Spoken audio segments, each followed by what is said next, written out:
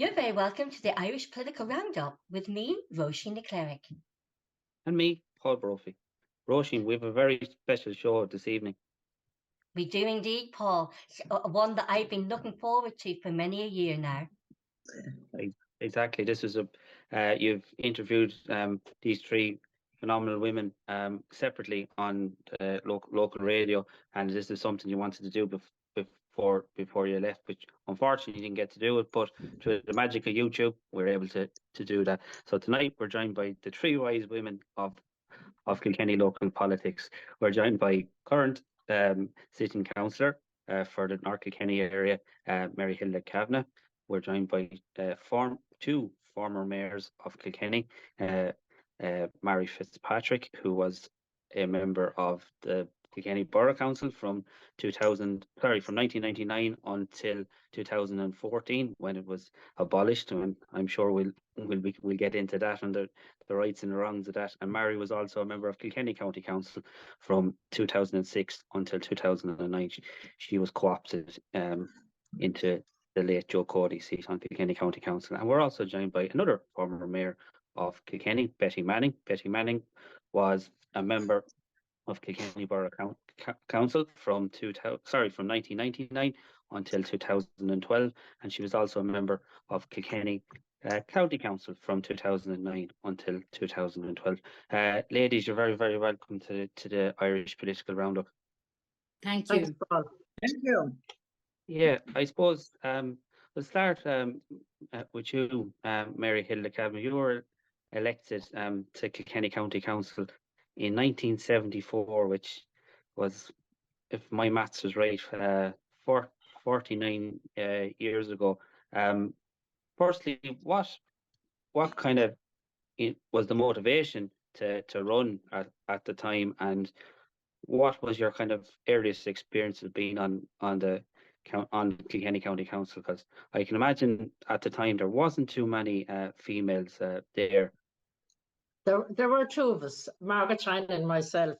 I couldn't repeat in public what my life was like. You literally couldn't. Let's put it this way: if the behaviour of some of the, I suppose, members and officials then was now, the Gardaí might be called in. It was not a nice, friendly place for lady councillors. Everything went in those days, so it was no different to the workplace, the factory floor, the office. It was no different. It was sexist in the absolute extreme.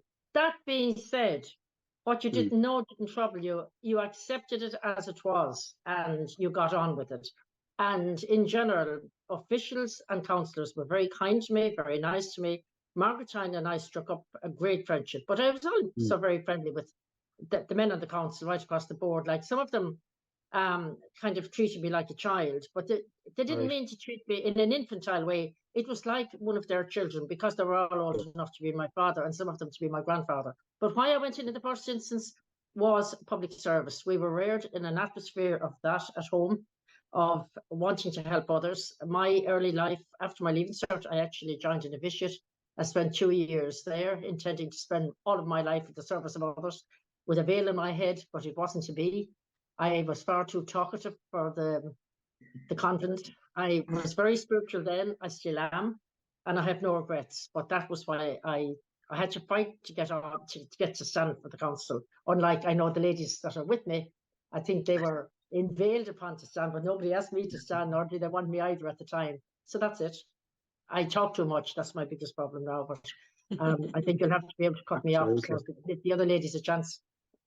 And you mentioned Margaret Tynan there, Maire Hilda, and this is both to you, both Maire and Betty, and you can take this in your own way. How big an inspiration was Margaret Tynan for you to kind of to enter into local politics? Now, whether you share politics is another thing, but you definitely admired the work she did.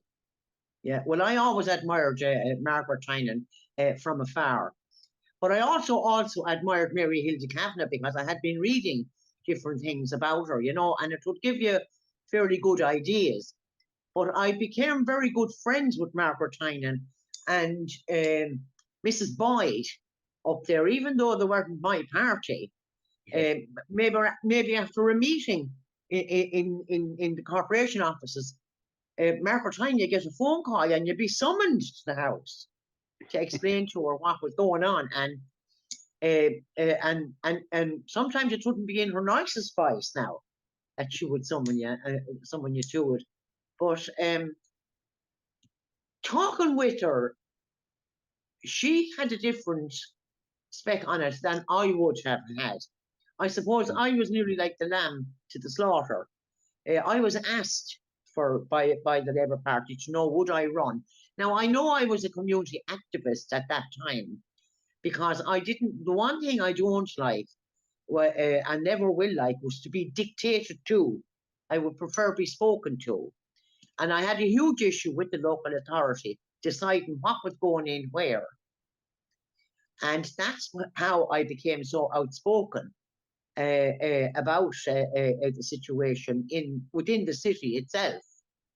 When Betty was elected, I was absolutely thrilled. And the one thing I remember mostly about Betty, and I admired her for it, was the city walls, her knowledge of the city walls, and her argument and fighting with the engineers around it.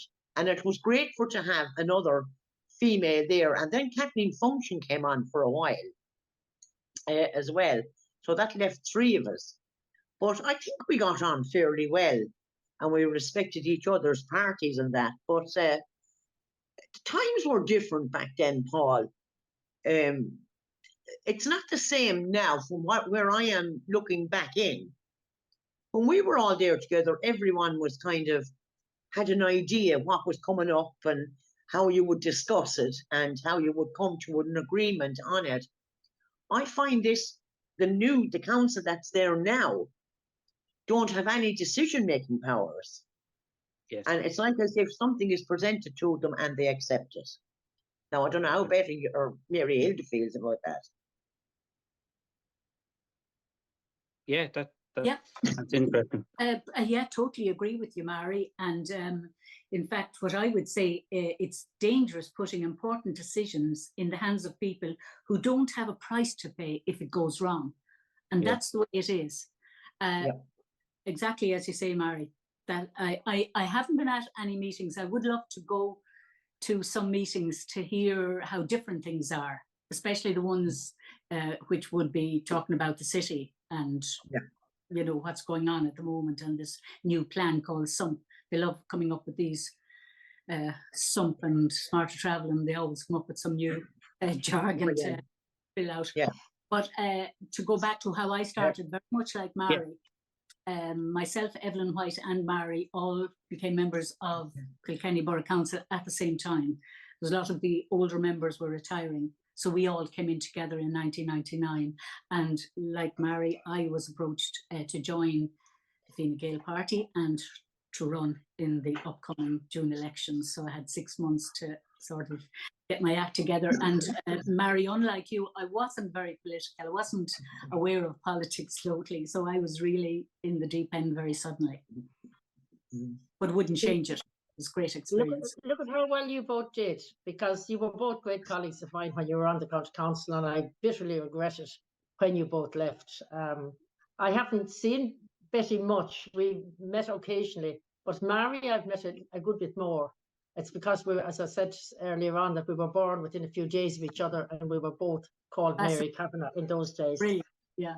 But just what I wanted to say about Margaret Tynan, I think Margaret Tynan gave me great courage when I arrived first. She was absolutely fearless. When she wanted to say something, she didn't care whose feet she walked on or whose toes she tread on. She said it and fought for it.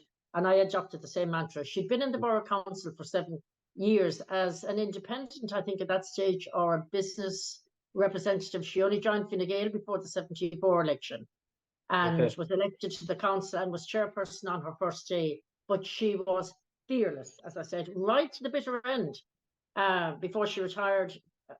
At every meeting, when she wanted to get a point across or she wanted something done, she fought for it, and that was it. And I have followed suit, and I do the same now. But yeah, we didn't see that side of her because she was gone when we came on board. yeah. No, She so was you would fearless, know fearless. how she Yeah. was. Yeah. But I the was other very thing was lucky. that She gave me her robes when I was elected, which that were was big, nice. heavy wool, beautiful robes that they had initially. Yeah. Corporation members had. So I had a loan of her robes for a few months until Mary and we all got the new ones, which I was That's happy to nice. give back to her. That's nice. But Yeah. I mean, at one stage in Kilkenny County Council, was it 6 ladies we had at one stage? It was our, and we did all get on great together. But then in general, Great. we get on very well with the members. There'll be a bit of friction between now and the first week in June next year, when people get very political about things. And what I've noticed recently is, I might put on, and I could prove from today's Kilkenny people, put down a notice of motion. I did put down a notice of motion several months ago. I had to debate it at my own municipal council meeting. We sent it on to the full body, the plenary meeting, and it was duly dispatched to the minister. And then I see the whole thing on the paper today in somebody else's name.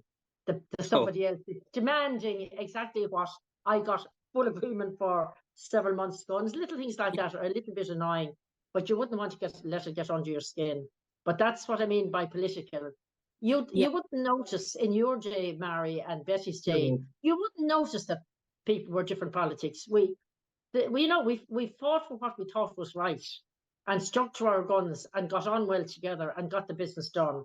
And the county is a far better place now than it was when we started out, all of us. Exactly. I like to think, I'm sad that you think the city is missing out on a lot. And I suppose it is. And I see big changes when I go into the city. But you see, when I go to the city now, I tend to either go to County Hall for meetings or go to McDonough Junction. I actually very, very seldom go to the actual city itself.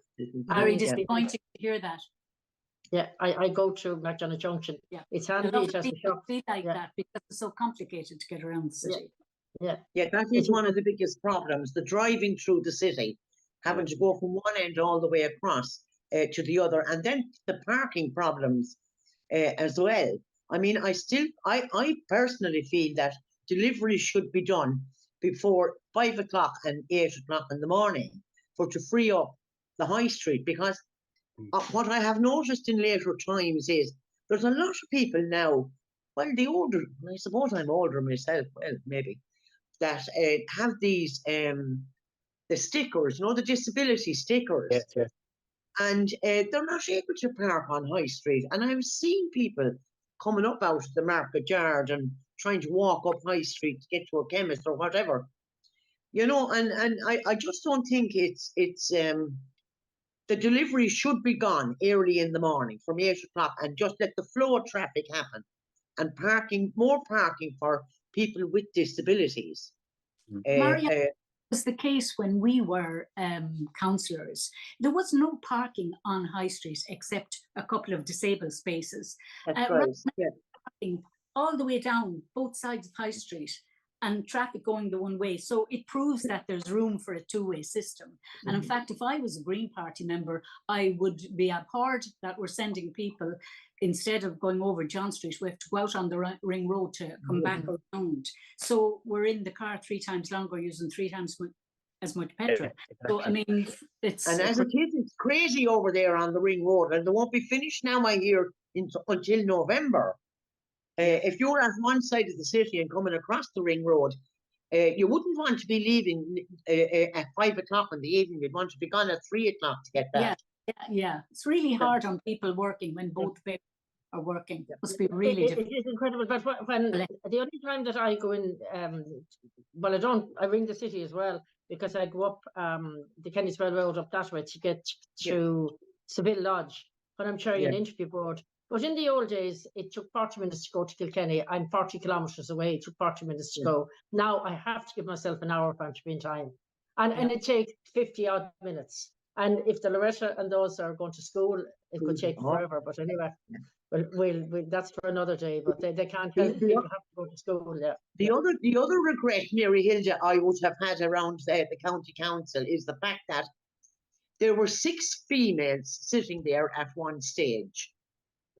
And I feel for local history and for times to come, into the future, that there was no photograph taken of those 6 women, because if we'll just wait and see who's going for election, there's very, very few women coming forward.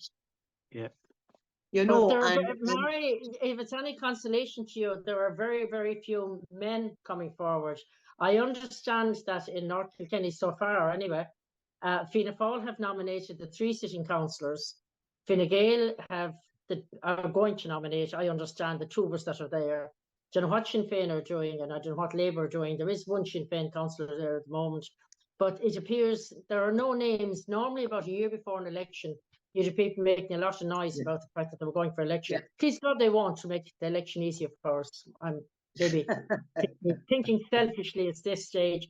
But if anybody had to emerge that was 20 years younger than me, or even 30 years younger than me, or 40 years younger than me, who had, from any party in this general area, you know, Northwest Kilkenny, I would willingly have retired. I had every intention of retiring, but nobody emerged. And then people started to say, sure, why are you retiring? Like, you know, you're active, you don't look any older than you did, and whatever else. So it's like, well, here I go again, might well. Yeah, and the other thing I wanted to say, Mary Hilda, was I don't know if you found the same, and Betty, between the Borough Council and the County Council, the staff were absolutely astronomical, weren't they? Their kindness and their professionalism. When you went in, or if you needed something to phone up, or whatever the case may be, it's the one thing I found that never changed was the staff. Were so professional. And true, it was the same in the Borough Council. They couldn't do enough for you. You know, to help you. And it's still the same, Mary. It's still the same. Yeah. We have access to nearly all of the staff. We certainly have to all of the senior staff. We have their mobile numbers. You can ring them. I never got a crossword from any of them. And no matter what, sometimes it might be small to them, but it might be huge to the person who wants something done and urgent to them. And I've often had to ring out of hours, like ring the directors of services out of hours, and even the chief executive. And they'd say, well, what can I do for you, Mary Hilda? Which is lovely. But sure, the job would be untenable. You wouldn't be able to do it at all. And one more thing for you, Mary Hilda. Why is the housing section still closed in John's Green? Are they closing down that building altogether? It hasn't been open since COVID hit the first time around. And I think it might never open, you know, in the old-fashioned public way anymore. Like COVID, since COVID was around, you see, COVID is around again now, unfortunately. But for almost 3 years, I stayed here. I did my interviews online. I attended all my meetings online because a family member was compromised, so I was very careful. And I went nowhere, literally went nowhere. So it's new to me to be back now, and I still tend to do an awful lot of my business on the phone and by email. It's just the habit we got into. And but I suppose that's probably one of the reasons that I'm standing for election again. I think I'd miss the interaction with people hugely. There's only Eddie and myself here. And during COVID, like, I didn't mind the first year, but after that, I found it incredibly difficult to stay at home all day, every day, and just to interact. This is not the same. It's the same. Can I come in there and just, you were talking about officials and that, and I really would have to mention Paddy Donnelly, because Mary and I were very lucky, and you too.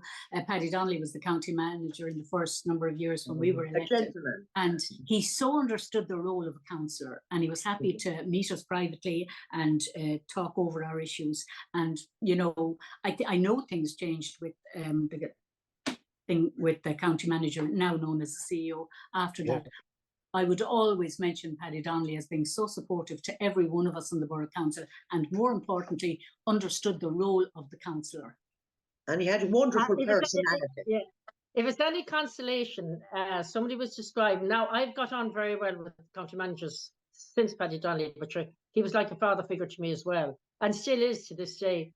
But like, we have been blessed, we were blessed with our acting county manager and our chief executive, as I say, so I can't get away from the word county manager, and also with Kilkenny. I don't wish to pass judgment on anybody really, but somebody told us that the new county manager, he was described to me as he's in the style of Paddy Donnelly. So, Oh, lovely.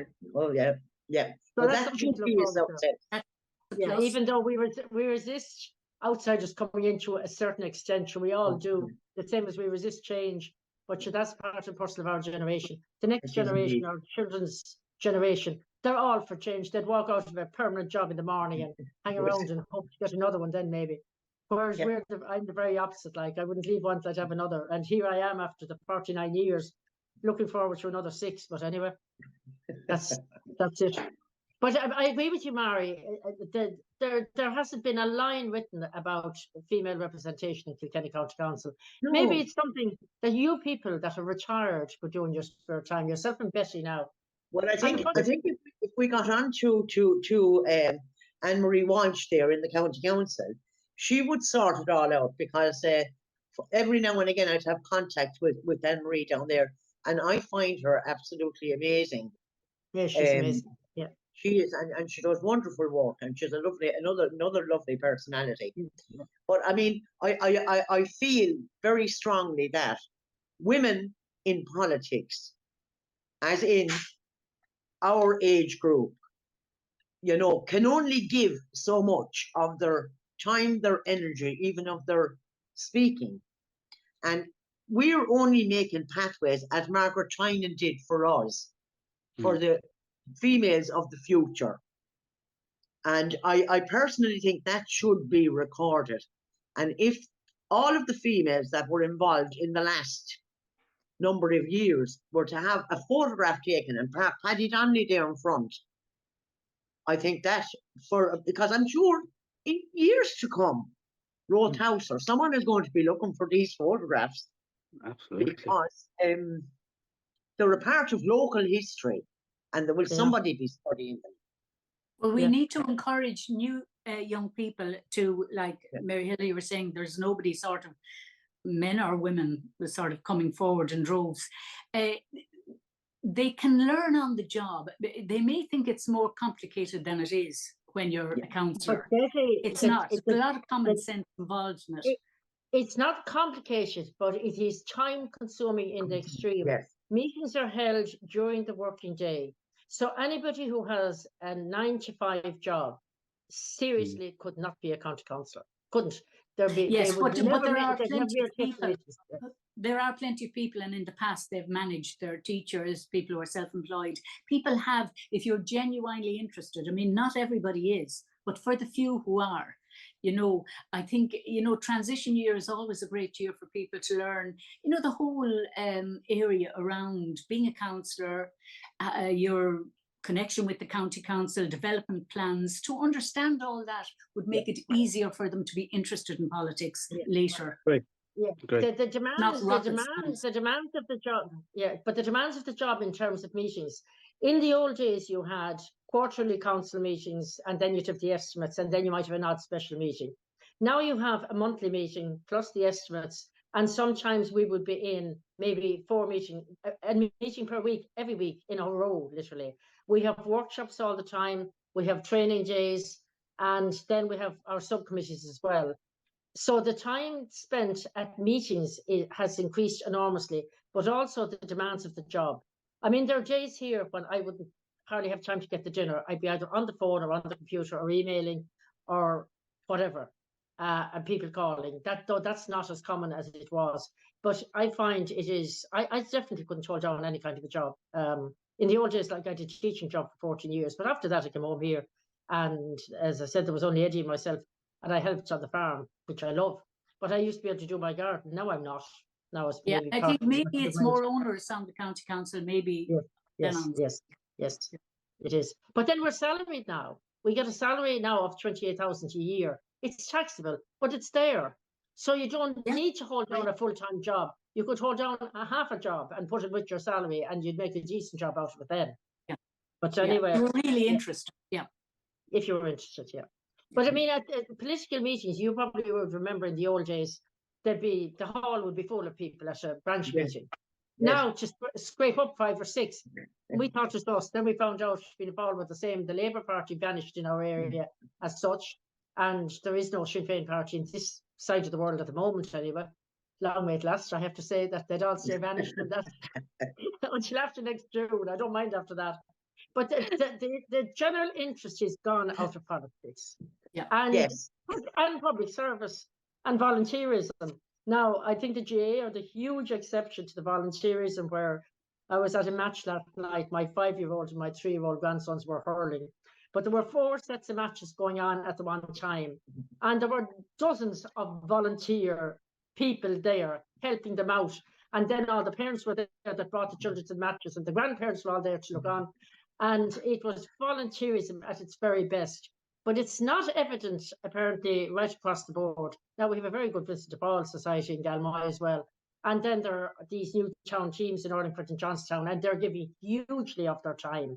So I suppose in one way, it's volunteerism at a different level. But at the same time, I'm told like that some organisations find it hard to get. It's the same old people like our age group that do an awful lot of the work still. And the people just a little bit, people over 60 that do an awful lot of the work. You know, but anyway, people do their best, I suppose. That's all you can do. That's all you can ever do. Yeah. So I'm really curious, ladies. You know, Mary Hilda, you began your political career when you were in college in UCD. And then you canvassed for Gareth Fitzgerald. Yes, is that right? Yeah, but how that happened was one day I sat down for my lunch and a girl sat beside me and I was wretched. I was lonesome. I was kind of lost. It was my very early days in UCD. And we got talking and I said that I wasn't, she asked me what clubs I was joined none at the time because I lived about 3 miles away from Belfield. I lived off out the Stillorgan Grove. And she said, there's a Fine Gael meeting on tonight. I'm the secretary. Why don't you come along? She asked me about politics straight out.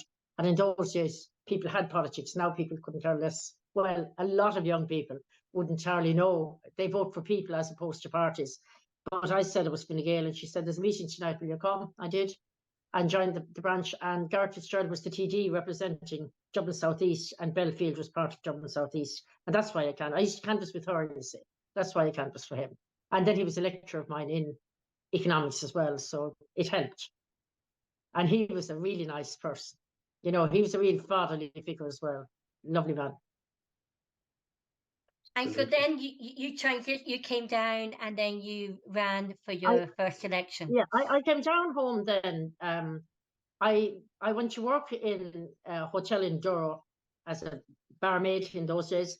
And 2 nuns came down from the convent and they asked me, would I teach, I can't remember, I think just maths they wanted me to teach the following year, and history. And I said I would, but I had to do my higher diploma then in Maynooth, so I did. I bought a car and drove up and down every evening after school. And there was a local election then at the end of that year, and I got it into my head that I wanted to be Minister for Education. And I actually thought you had to do a certain number of years in the council first. I didn't realise, I mean, I was just naive. I didn't realise that you could stand for the Dáil.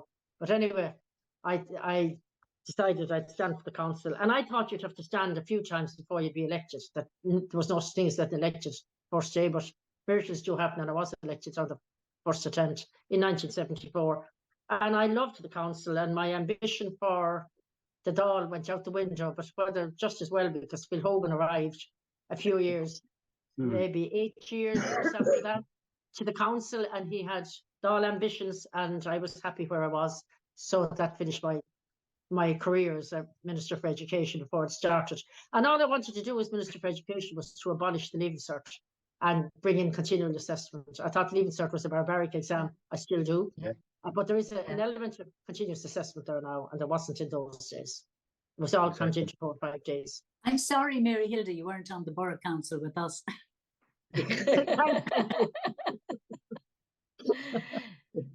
And just getting back to Phil Hogan there, Brie, I believe, Betty, Phil Hogan approached you to run for Fine Gael after he heard you give a speech in the Mother of Fair Love School for School of the Holy Spirit. School of the Holy Spirit, I beg your pardon.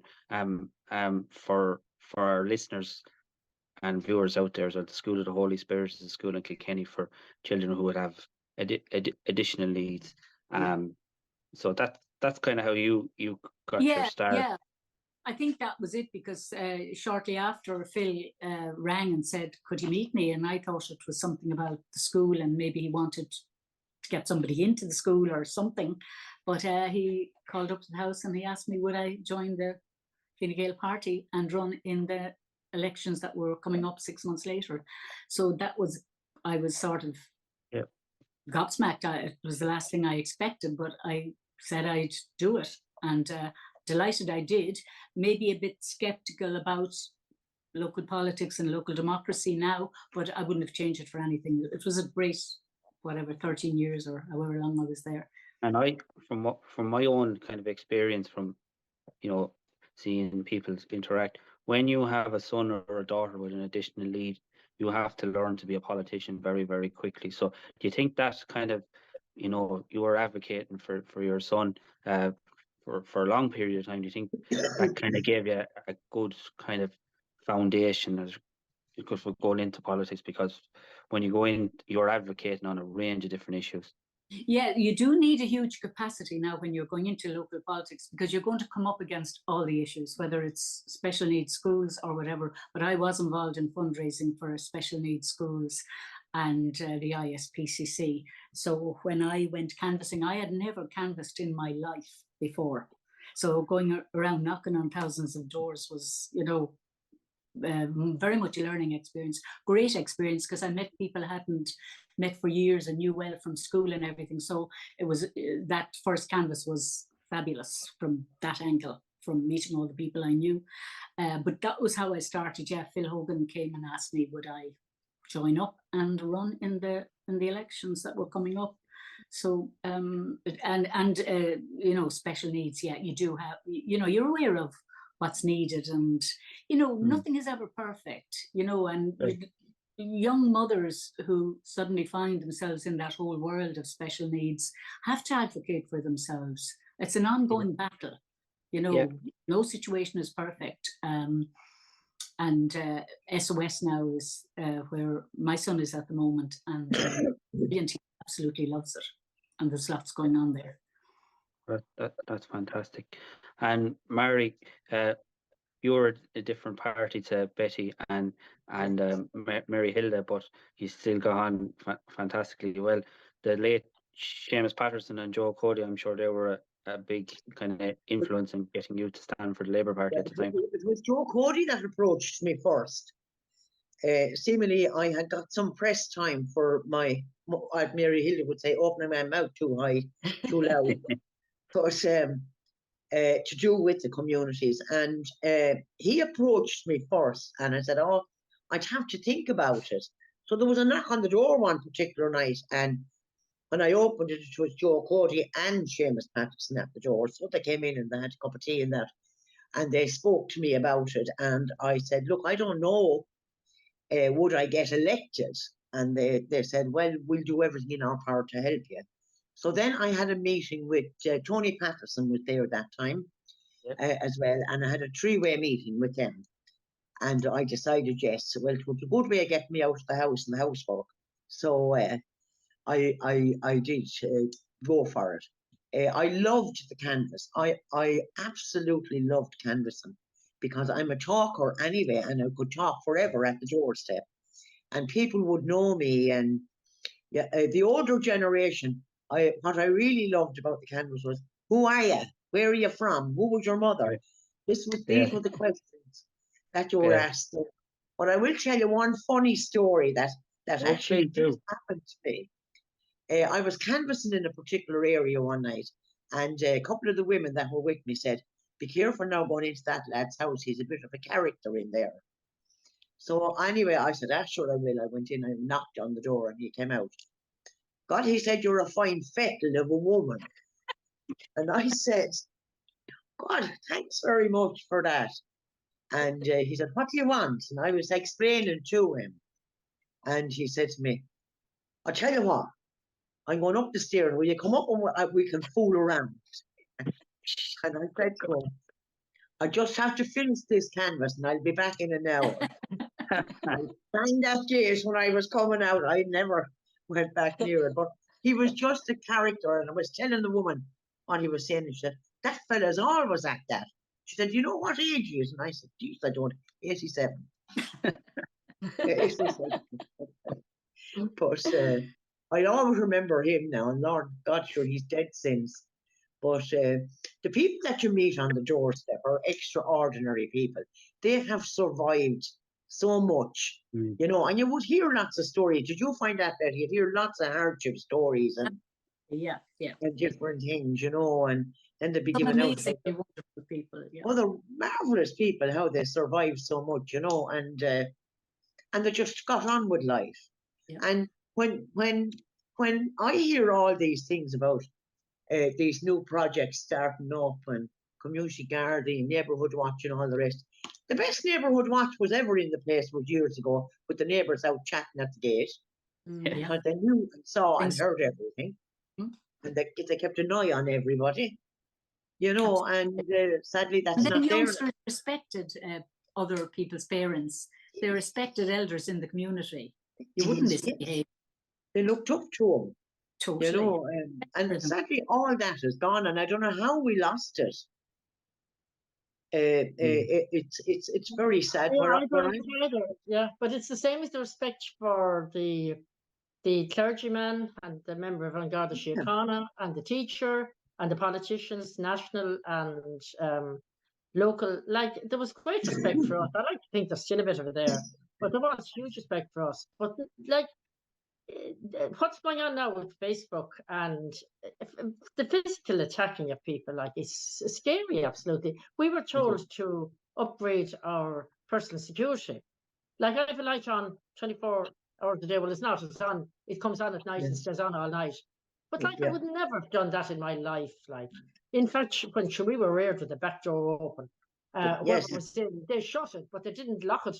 And then if the dog came and pushed it in, well, and the dogs generally don't close the door behind them, it would be open all night. And that's the way rural Ireland was. But it's not safe anymore. But it's just a reflection on what's happening worldwide, you know. But I wonder, how did we get like that? How did we get? Gradually. So but then we're a very tolerant society in many ways. We don't judge people, I think, like we used to. And I won't mention what part of society I'm referring to. But we're not as judgmental. We're an awful lot more tolerant. There's an awful lot more of live and let live. They're not interfere with me. As long as they're happy, that's the main thing. And there's a lot of that, and that's good.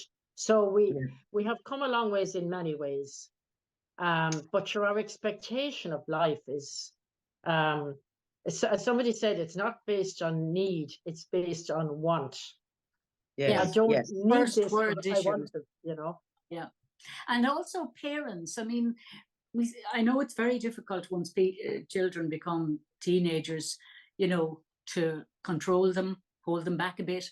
But if the basis is there from the time they were little of respect for neighbours, property, other people, it's inherent in them if they get it from the start. But, you know, it's said that a lot of parents today want to be the best buddy of their children.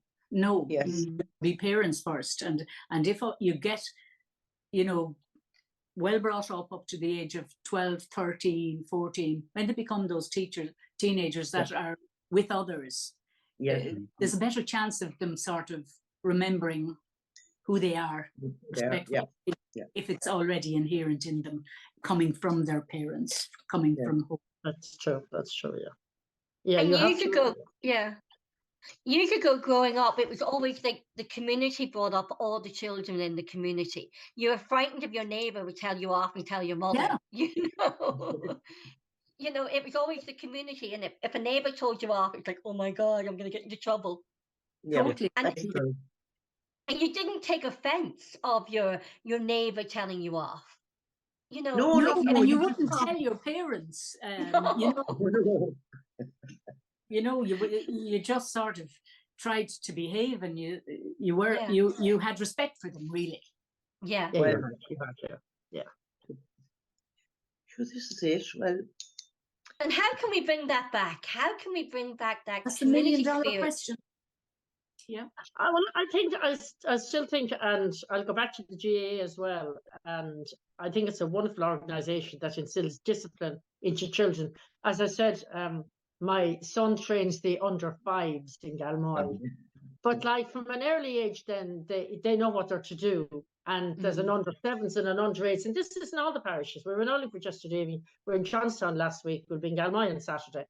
I think Freshford are horrendous. But I think that they have instilled a great respect and discipline in their members.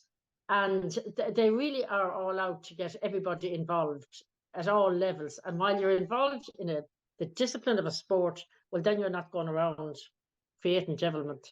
But then when you hear of vandalism, things like that, you know, it should disillusion. And around here, handbrake turns done on roads and in the middle of the night and things like that, souped up cars going around.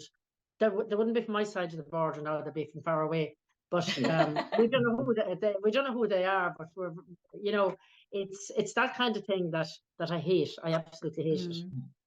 Yeah. But I think grandparents have a huge influence on their grandchildren today. I think for most of my adult life there, I had been working with preteens and teenagers basically. And the one thing that came across with them all was their nanny or their granny or their granddad. You know, they had huge respect for what granny or granddad said. And I still think that happens today. And I think the reason a lot of young people are getting out of hand is because both parents have to work now. Or you might have a lone parent trying to bring up 2 or 3 children on her own.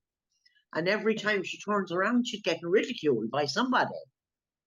You know, and she's trying to work, rear children, keep them properly, maybe with no supports. Yeah, and I suppose in the old days, Mary, you were probably living with the grandparents as well, because there were 3 generations in every house around here. Right. And when we got married, there was 2 rooms built onto the house, and we all moved in together and lived happily ever after. And the only regret I have is that I didn't tell my mother-in-law often enough how much I appreciated her. I've said it often enough since she died, but I should have said it an awful lot more when she was alive. But because it's not easy for older people, as you probably know as well, to mind small children. And my mother-in-law reared my children for me, because I couldn't, like people say, how did you do it? But you didn't do it. You only did what you could do. Yeah, somebody else picked up the slack for you. And I have an absolutely fantastic husband. I mean, everyone says he's a martyr, and I have to agree, he's a martyr. But he has stuck with me through thick and thin. I started to go out with him the year I was elected to the county council. I married him 4 years later, and we're still married after 45 years now. And but he knew what he was getting himself into. Some women did complain to me that their husbands went into politics in their late 40s, early 50s, and they detested it absolutely. They hated the fact there were an awful lot of night meetings in the old days, but they hated the fact that the husbands were gone, when it's time to put the children to bed and all the rest, and when it's time to put manners in the teenagers or whatever. Whereas if you go into politics young and then move in with somebody after that, they know what they're getting themselves into, if you know what I mean. True. Yep. Ladies, I'm curious. I'm curious because you're all females and you're all strong-spirited, independent women, and you went into politics. What is your thoughts on the gender quotas? Is it a good thing? Is it a bad thing? Is it working out? And is women being, a long-winded question, but is women being selected to be elected and manufactured as politicians today? Well, years ago, I was completely and utterly against the gender quota. I thought, treat us all the same and all work out. It's not working out. So I think gender quotas are needed. I'd put 40% on it. And I think more women will go forward if they find that they're having to compete with men on the ballot paper. I think they will come forward. So I'm all for it at this stage, after being completely against it for years. And I'd like to hear what the other ladies have to say. Yeah, I would be for it as well, Mary Hilda, because we would have people there, people coming forward that you would know in your own heart and soul they're not going to make it. And you would also know that they weren't going to be as vocal as they should be. I think in a lot of meetings, it can be male dominated. And I would agree with you 100% about the quota, because I think, like you, within the secondary schools or within the colleges, they're starting to wake up and take an interest in politics and local politics in Ireland. They're quick enough to give out about the national politicians. And I think with the standard of education and the levels that the youth of today and the opportunities they have, that there will a lot more females come forward. And Betty? Yeah, wouldn't be sort of in favour of a 50, or I'd be more down at 30, because when you think of it, when Marie and I and Evelyn White were on the Borough Council, there was 9 men and 3 women. And I certainly never felt, even if you were the only woman in the room at a meeting, I never felt intimidated, or I don't ever remember feeling that I was any different than the other. I was equal. So yeah, a certain number in terms of gender quota, but I would still personally vote for the person who was the best candidate, whether they were male or female. Mm. Because Yeah, and women don't want to be elected just because they're a woman, and women don't want to be put in for selection just because they're a woman, because that's just a ticking of the box exercise. Yeah. Don't like. Yeah, but Yeah. you're not going to have anybody that has the courage, whether they're male or female, to put their name in a ballot paper. They're to be admired and applauded, because no matter how many votes you get or how few you get, you're putting yourself out there to be slapped down, really. You have to go and ask each person to vote for you, and then they will or they won't. And it can be a very public humiliation for some people. And some people never get over losing their seats. They just don't. Yeah. I've met people, and a colleague of mine from back a bit never got over losing his seat after quite a number of years. But it's anybody who has the courage to put the name in a ballot paper, more luck to them, I say, and nobody should knock them. But it doesn't matter whether man or woman, nobody should knock them. Yeah. They should be encouraged to go forward. I've been trying to, somebody said to me, like, would you like one of your children now to go into politics? If they asked me that 20 years ago, I'd have said, I'd love one of the lads here to follow me on. Now I'd say, please don't. Any job that you have to go for every 5 years, no matter how well you do your job, there isn't promotion there, but you have to go back and look for your job back after 5 years, and your electorate changes. In any 5 years, the number of people who move away, who go to the reward above, is huge, and you have a brand new electorate, and still you have to go out and ask back for your job after 5 years. If you have a good job, keep your good job, and you'll be able to go up the ladder instead. You'll get promotion when you do it well. But anyway, that's my thinking now, and I wouldn't be encouraging a child to follow me. But anyway, they're not going to, I think. They're away in a different world. And Marie, there's an absolutely fantastic photo in your house. It's there's yourself, Mary, Hilda, Betty, and the late Margaret Tynan, God be good to her, and you're all wearing a chain. I think Margaret Tynan was chair of the county council. I think Marie, I think you could have been mayor. Betty, I think you were deputy mayor, and I think Mary Hilda, you were chair of the Kilkenny VC. There was a county development board or something set up. They abolished it again, but I was the first chair of it. But we got a chain of office, but it didn't last. But it was replaced by there's something else there at the moment. I think the Leader Partnership. Yeah, some of those are there instead. They have all the different voluntary groups and number of councillors, etc. at the time. Yeah. I have that picture. It's a phenomenal picture. Yeah, it's a phenomenal picture, and it's a great piece of history.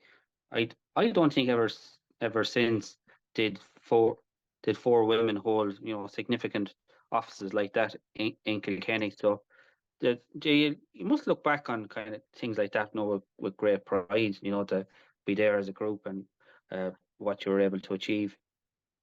Yeah, I suppose we should have set up a kind of a past pupils reunion of the ladies who served, because I'd say there's only been 10 to 12 of us altogether in Kilkenny County Council. There was a lady there before me. She stood for the Labour Party. Her name was Sheila McCarthy. And then her husband died and she moved away from the area, and there was a gentleman who opted in her place. And then I came along in 74 with Margaret Tynan. But you'd count nearly on two hands how many women who've come and served since. The only one that I know that has died is Joan Murphy. Girls, I don't know if you knew Joan. Yeah. You remember Joan? I think she died, it was probably during COVID. She was from Great Amana countryside. But I met her years later, but she was a lovely, lovely person. But other than that, we're all alive and well, and we're supposed we should get together. And we should get together, and I would be interested to know in the history of both Kilkenny County Council and Kilkenny Borough Council up to this present date, how many females have served? I did a quick check, and I think there's 3. There's Margaret Tynan, yourself, Mary, and yourself, Betty. So and Evelyn White, I don't remember at all. Isn't that dreadful? When was she there, Betty? I've no Evelyn was elected. Evelyn was elected in 1999 with Mary and myself. Yeah, and Kathleen Function. And Kathleen came later. Yeah. So but, very few. How long was Evelyn there for? Just 5 years, was it? Yes. I don't remember her at all. That sounds dreadful. Oh, we forgot Teresa Mullen earlier. I forgot her. Yeah. But very few on the Borough Council. That's, with the history of the Borough Council, or the corporation as it was known. If it was known then. And as you know, I mean, when you think of it, there was 12 members representing the city. Wow. With great representation. 9 men and 3 women. That was, that was a great 5 years. And I thought that ratio worked fine. And no disrespect to Curran. If you look at both the county council and the borough council at the time, there was a lot of kind of big personalities. Like you go through names that are well known. You had the likes of Crotty, Aylward, McGuinness and Patterson. They were all big personalities. Whether you agreed with them or not, they were people of ability. And Mick Lanigan always brings to mind to me as well. Mick Lanigan was another big personality there at the time. But when I went in first, there were people there in their 70s then, and I was in my early 20s. There were people there over 50 years older than me. But then I thought that anyone that was 50 was old as well. So, when Kieran Crotty died, I don't know what, he was 90-something. But he was only 20 years older than me, which means he was only in his 40s when I went in. And probably Seamus Patterson, maybe Mick McGuinness was a bit older. But then there were people who were much older, but they weren't that much older because people used to retire in those days. But I regret to an extent that a retirement age didn't come in with all the reform of local government, though I don't think it reformed that much at all, just the very opposite it went. But anyway, as we said, the time that the Borough Council was abolished, that was dreadful, absolutely. Or the corporation, as we call it. What I would have done that time was I would have amalgamated the administration. There was no reason why you couldn't have one county manager and under him a city manager. And after that, let the whole thing, the one HR section, etc., etc. But look after both councils. Yeah. When you have a city that has a city charter, Kilkenny has more than one charter. It's regrettable that it's no longer there. But anyway, it may come back again as population grows. But I mean, we find ourselves, my electoral area in the beginning only went as far as the graveyard in Freshford and then across North Kilkenny. But now Johnswell on one side and Castlewarren, Paulstown is part of my electoral area, Clara, and then on the other side, Kilmanna and Ballycallan. So our electoral area is like a horseshoe around the city. We go way below it on both sides. And it's very hard to see how that's local democracy. You should be able to know I don't know the people in Castlewarren and that area in Paulstown. I know the people a bit better now in Gorn because my daughter-in-law comes from the parish of Gorn. But in general, you wouldn't if you live up in Galmoy. And John Brennan then lives over in Clough on the other corner. But there is somebody from Goresbridge on the council, Jen Sines. So we're well divided out, like. But we've three in our little section with Michael McCarthy and Michael Delaney and myself, just all stuck in the one corner. So there's competition, but anyway, so be it. Don't worry, And you'll be Betty, successful. sorry, and Mary Hilda, sorry, you are going to contest the local elections Yes, I am. next year. And I am. just for our viewers and listeners, you are currently the longest serving county councillor in Ireland right now. I'm the longest serving female county councillor in Ireland. I think there's a man that might have 52 years, John, or 51 or something, I don't know what he has. But then there are people that are there longer, they broke service. But continuously elected female councillors, I'm the only one, but there is a lady up in Leitrim who has 45 years, John. And she's agonising about whether she'll stand again. She's the same age as Mary and myself, but we won't say what age that is. We're very young. Well, anyway, I can tell you now, you're as long as you feel. There are days when my arthritis acts up and I feel 100, and then there are more days I don't feel 50. But anyway, if the weather stays as wet and damp as it is, I'll feel that bit older again. And the hair's gone back to its natural colour. That's what COVID did for me. After keeping it. I said to somebody, I lost my blonde hair. They said, you haven't been blonde for a lifetime. It's just that you kept it blonde. And then COVID came and you couldn't go to the hairdresser. And I don't know what colour it is, grey, white, whatever you have in yourself. Yeah, anyway. It's absolutely phenomenal. I wish you every success, and please God, you'll be returned again. And thanks very much, Paul. We continue the good work you do in your electoral area there in North Kilkenny. And Betty and Mary, you won't be contesting the next local election. But if you were to say pick maybe one or two things that you throughout your time in local politics, you said, what would the highlights be? Oh, I think for me it would be the brewery site, the development of the brewery site, and all the controversy that was around it at that time, and the meetings we had to attend, and the discussions that took place.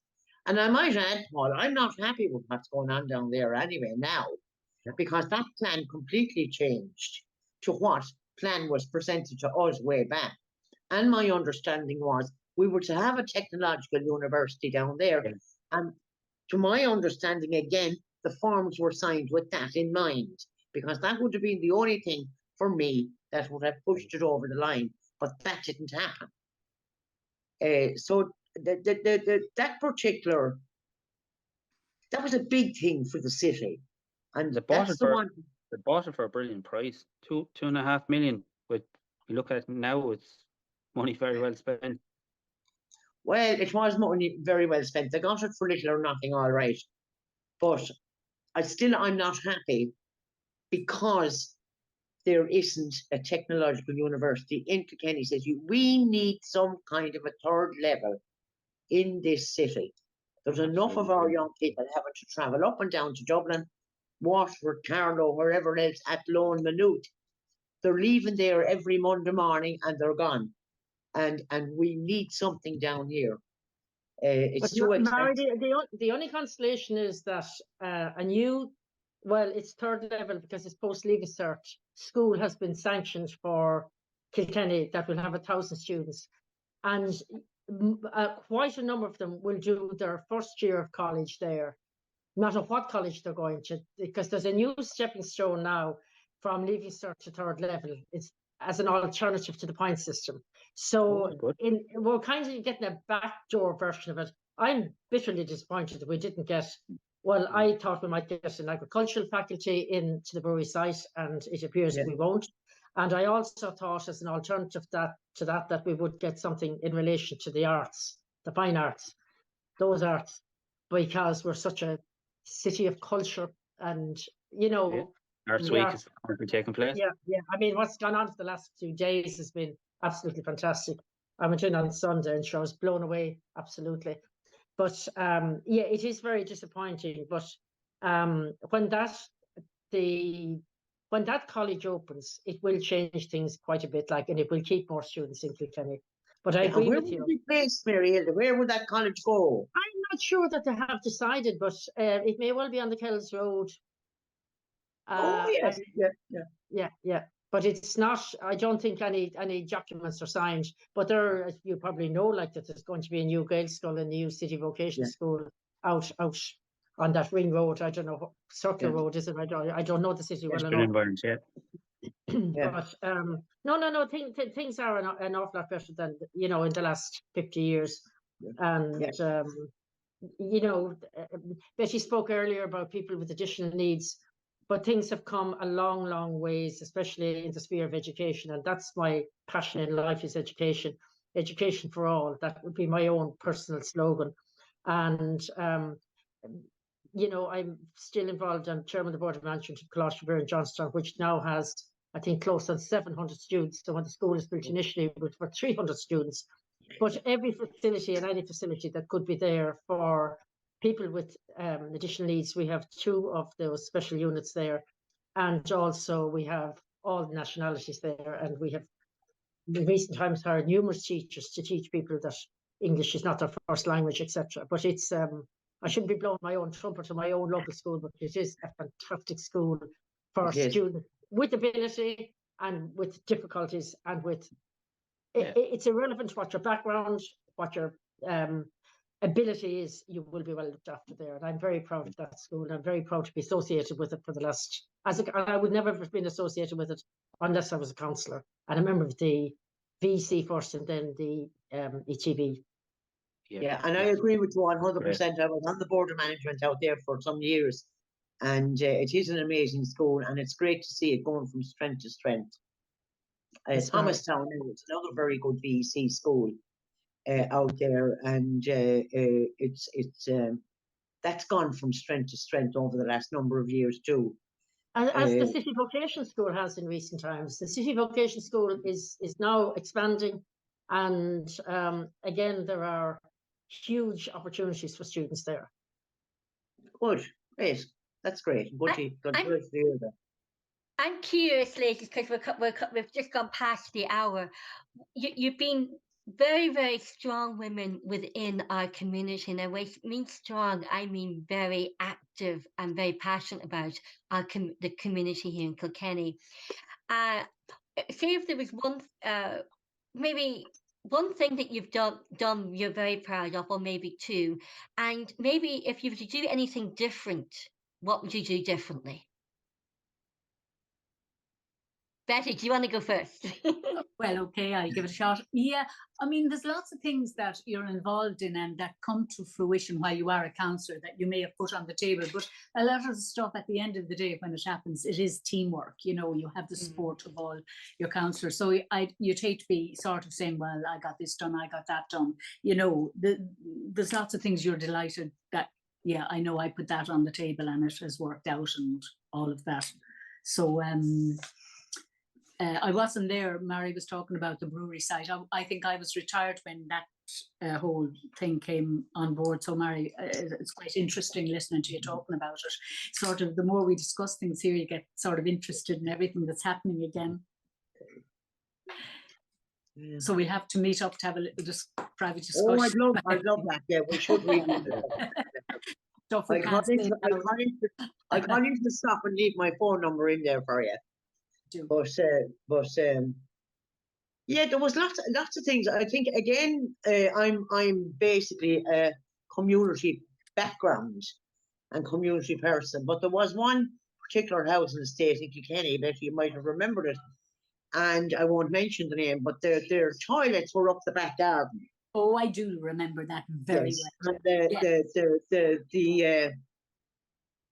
And I remember training up the people up there to become a committee, because as an individual, you wouldn't be heard if you were making representation, but as a group of people together, and they were listened to, and thankfully, all of those houses were done.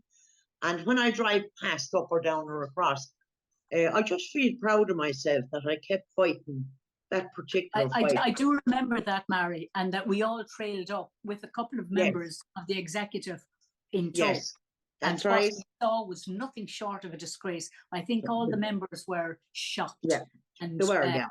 that's like what I'm talking about.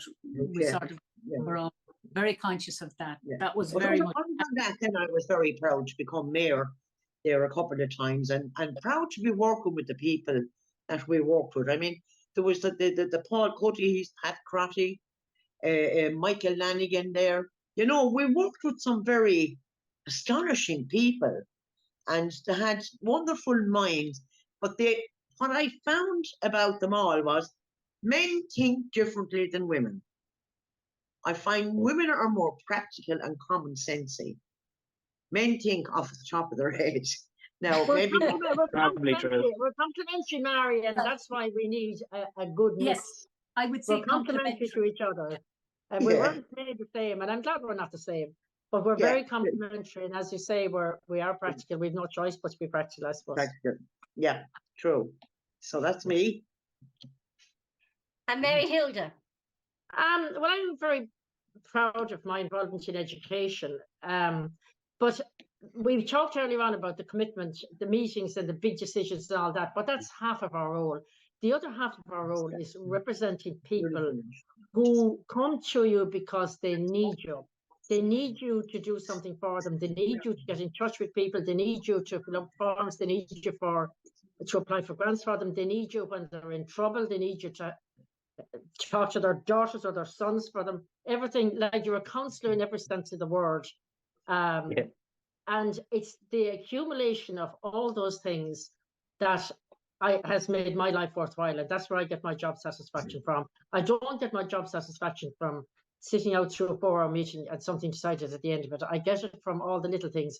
And just to say to you that I got a phone call this evening from a gentleman. He rang. He's not in my electoral area at all, but he asked me to work on something for him, and I did.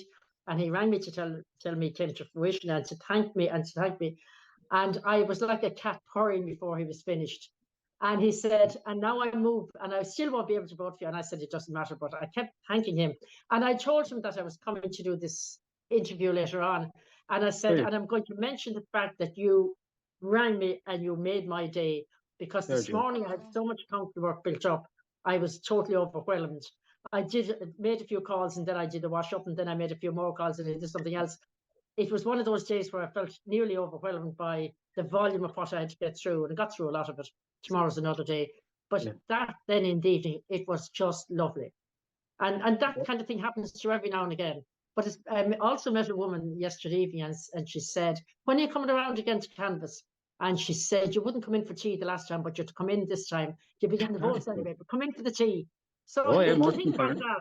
People are so good, you know. Can I add to that? Because even I'm gone a long time, longer than Mary, and people still talk to you about what they thought about you while you were a councillor, while you were the mayor. And really, they're so generous, and you know, it's still lovely to hear, even being gone years more. The goodness of the people and the kindness of them. Yeah. And I remember people saying, you know, men saying to me that they lost 1.5 stone when they were canvassing. I thrive when I'm canvassing, from all the tea and the cakes and the buns and whatever else. Like. But that's why it takes me forever, because I go into every house and have the chat. And that's how COVID, please God, it'll go away again before the spring, because that's when we'll be on the road again, you know. That it would be nice to be able to go into people's houses all over again.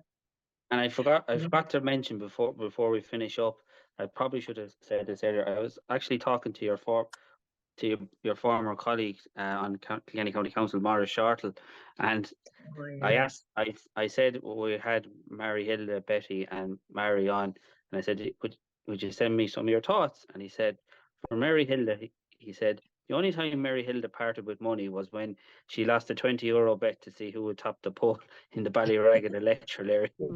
Thought was good. Yeah, I bet. I told him he topped the poll. And he told me I would. Yeah. And he didn't. But he didn't. I should have won that bet. I should have won that bet. Yeah, you make it back. You make it onto him. Morris was a great colleague as well, and he was a fantastic worker, and hugely respected, and he's still in a similar position. I'd say people are still going to him 4 years later. You know, when they have a problem. If I was in Castlecomer and I had a problem, I'd probably go to him as well. But a great community man. And what Maire said about Betty was, he said Betty was very protective of the municipal area in the city, They were always regarded as the A team by the rural councillors, whose invites were cross-checked at city events. That was really good. And Mary, of course, Morris was a party colleague of yours.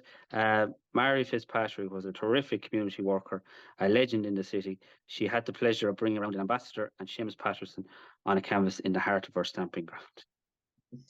That's true. But it's nice. It's nice to hear Morris saying such nice things about us all. Isn't it? Yeah. I need them occasionally just. But like as I said, I wasn't out and about for 3 years until sometime in February. My son said, we're starting to go out again, and I think he should as well, because COVID isn't going away. It's going to be with us forever. Just keep the vaccinations topped up, and that's all we can do.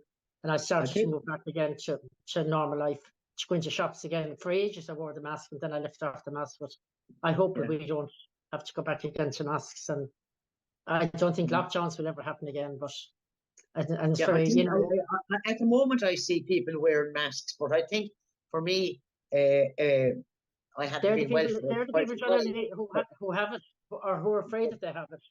I will be going back to the mask in the winter, I think. Yeah. And ladies, just to finish, sorry, Mayor. Yeah, no, I was going to say it might be wise for all of us to go back to the winter to keep away the colds and flus and things. You know, if you're out and about, mightn't be any harm at all. True. And if you were to give even one word of advice to any new, we'll say female county councillors, because you're all female county councillors and former mayors, what advice if a female candidate was to put their name forward, what one bit of nuggets of wisdom and advice would you give her? Well, my advice would be, when you're going around canvassing, make no promises, because you may not be able to deliver. And after that, work hard, do your best, and be sincere with people. And if somebody asks you for the impossible, don't say, I'll do that for you, because you can't do the impossible. Just dampen down their expectations, do your best, and then come back to them with what you have achieved or haven't achieved. But above all, be sincere and be prepared to be committed and hardworking. No more. And don't make promises. I didn't make promises in 1974 because I knew nothing about them, and it worked for me. So I never made them after either, because you can't. My piece of advice would be to respect people for where they are at, because on the canvas you will meet all kinds of people and all different personalities. Some of them will be very pleasant and friendly and kind. Others will be insulting, and as they can be, and would tell you that they're not that politics or not that political party.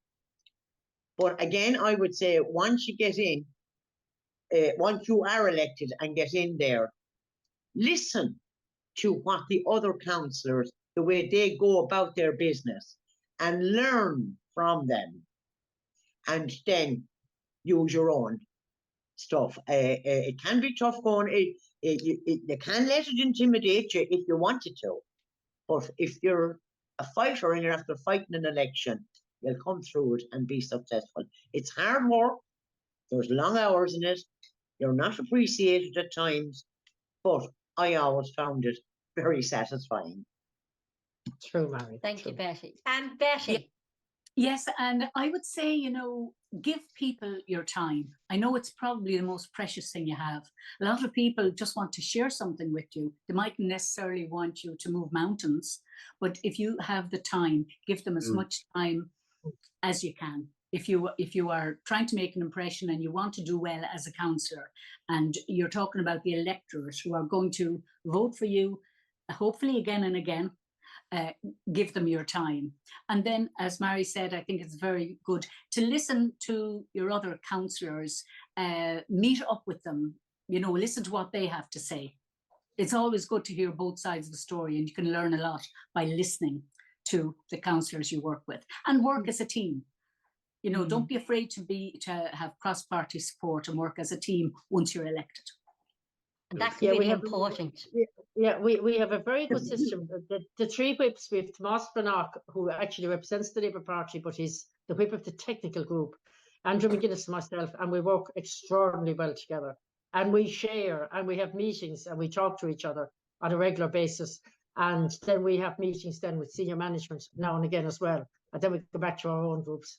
And I could say, well, we tell them what to do or whatever. We don't. We bring them with us.